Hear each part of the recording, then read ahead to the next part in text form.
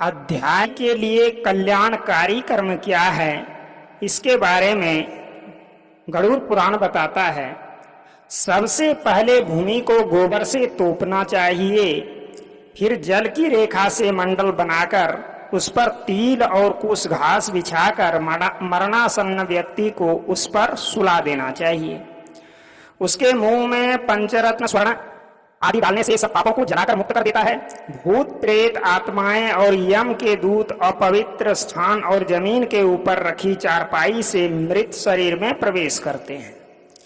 उसके मुंह में गंगा जल डालना चाहिए अथवा तुलसी का पत्ता रखना चाहिए। कोई भी शोक न मनाता हुआ उसके पास प्रभु का नाम लें। जब तक प्राण है विष्णु का नाम लेना चाहिए। यमराज का अपने दूतों को आदेश है कि मेरे पास उन आत्माओं को लाओ जो हरि का नाम नहीं लेते। ओम हरि को जपने वाले मेरे पास नहीं आते। पापी मनुष्य जो नारायण को नहीं मानते, उनके कितने ही पुण्य कर्म उनके पापों को नहीं मिटा सकते। हे गरुड़, जाने या अनजाने में मनुष्य जो भी पाप करते हैं, उन पापों की शुद्धि के लिए उन्हें प्रायश्चित करना चाहिए। शास्त्रों में 10 विधि, स्नान, चांद्रायन, व्रत, गौदान आदि का लेख किया गया है। यदि मनुष्य उनमें क्षमता के कारण सफल न हो रहा हो तो कम से कम चौथाई प्रायश्चित अवश्य करना चाहिए। तत्पश्चात 10 महादान, गौ भूमि, तेल, स्वर्ण, घी, वस्त्र, गुड़, रजत, लवण इनका दान करना चाहिए। यह पाप की शुद्धि के लिए पवित्रता में एक से एक बढ़कर है। यम द्वार पर पहुंचने के जो मार्ग बताए गए हैं वह अत्यंत दुर्निंद, मवाद, रक्त आदि से परिव्याप्त है। अतः उस मार्ग में स्थित वैतरणी नदी को पार करने के लिए वैतरणी गौ जो को गौ सर्वांग में काली हो और जिसके थान भी काले हों का दान करने चाहिए। यह सब उत्तम प्रकृति वाले ब्राह्मण को देना चाहिए। पद दान का महत्व है। छत्र, जूता, वस्त्र, अंगूठी, कमंडलू, आसन, पात्र और भोजन पदार्थ, यह 8 प्रकार के पद दान है। तिल पात्र, घृत पात्र, शैया तथा और जो अपने कोई इष्ट हो देना चाहिए। हे पक्षीराज, इस पृथ्वी पर जिसने पाप का प्रायश्चित कर लिया है, सब प्रकार के दान भी दे चुका है। वैतरणी गौ तथा अष्ट दान कर चुका है। जो तिल से पूर्ण पात्र, घी से भरा पात्र, शैया दान और विधिवत पद दान करता है, वह नरक रूपी गर्भ में नहीं आता, अर्थात उसका पुनर्जन्म नहीं होता है। मनुष्य स्वयं जो दान करता है, परलोक में वह सब उसे प्राप्त होता है, वहां उसके आगे रखा हुआ मिलता है। छत्रदान करने से मार्ग में सुख प्रदान करने वाली छाया प्राप्त होती है। पादुका दान से वह मनुष्य घोड़े पर सवार होकर सुखपूर्वक मार्ग पार करता है। जल से परिपूर्ण कमंडलू के दान से मनुष्य सुखपूर्वक परलोक गमन करता है। वस्त्र आभूषण दान करने से यमदूत प्राणी को कष्ट नहीं देते। तिल, सफेद, काले, भूरे के दान से मन, वाणी और शरीर से किए हुए पाप नष्ट होते हैं।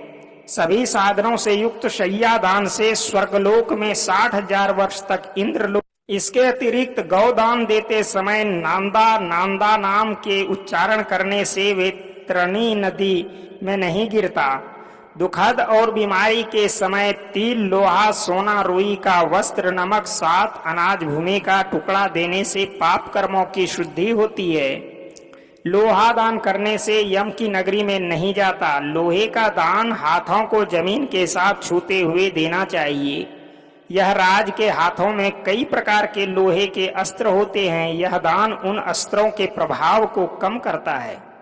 सोने का दान यमराज की सभा में उपस्थित ब्रह्मा और दूसरे ऋषि मुनियों को प्रसन्न करता है, जो कि वरदान की संज्ञा रखता है।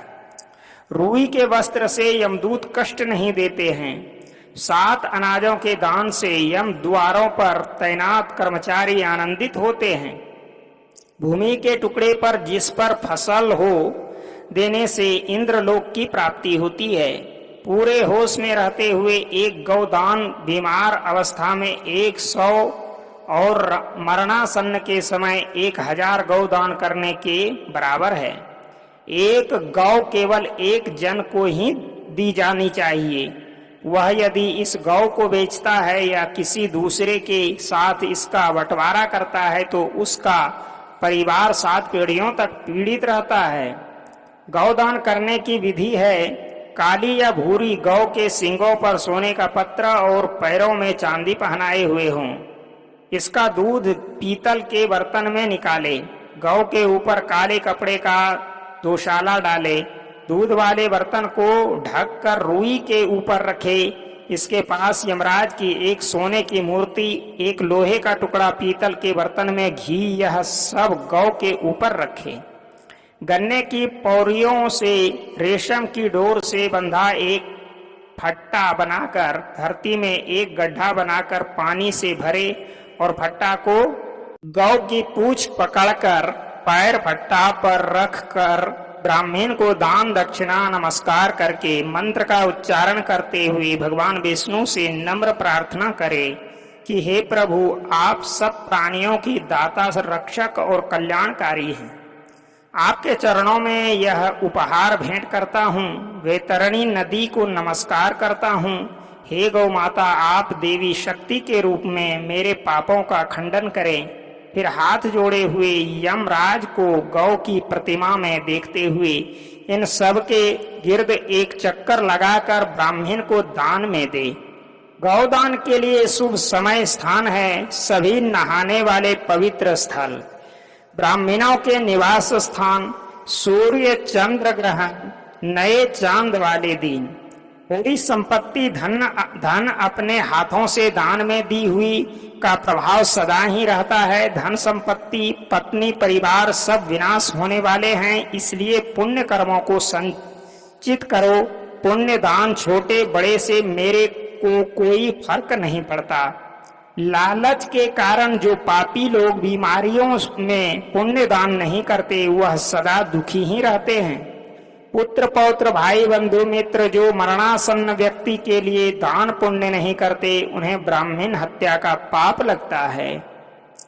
इन बताए गए सभी प्रकार के दानों में प्राणी की श्रद्धा और अश्रद्धा से आई हुई दान की अधिकता और कमी के कारण उसके फल में श्रेष्ठता और लघुता आती है।